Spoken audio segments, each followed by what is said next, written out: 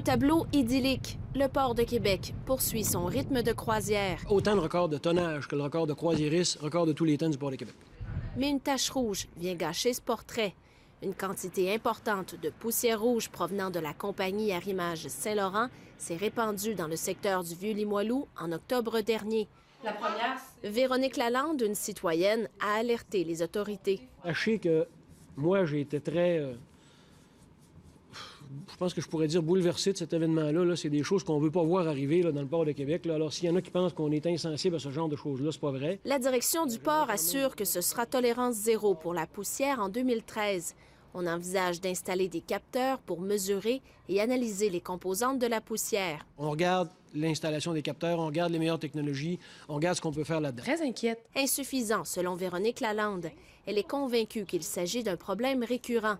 Elle demeure inquiète et continue d'obtenir des appuis dans sa bataille qui pourrait se transporter devant les tribunaux. Les différents ports qu'on a consultés ont des plans des impacts et des mesures d'atténuation qui sont publics, alors que nous, on n'a rien de tout ça. Donc, pas juste une image marketing, là, mais qu'on s'assoie à la table et vraiment qu'on accepte qu'on est un port en zone urbaine et qu'il y a des responsabilités qui viennent avec ça.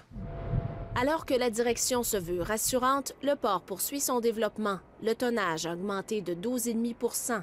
Des bateaux qui génèrent plusieurs milliers de dollars en retombées. Comme il y en a en moyenne à peu près 3 par jour, ça fait 1,6 million à chaque jour. Tchic-tching, tchic-tching, tchic-tching, de création de richesses pour la région de Québec, la ville de Québec. Le secteur des croisières a aussi atteint un nouveau sommet avec 162 000 visiteurs l'année dernière.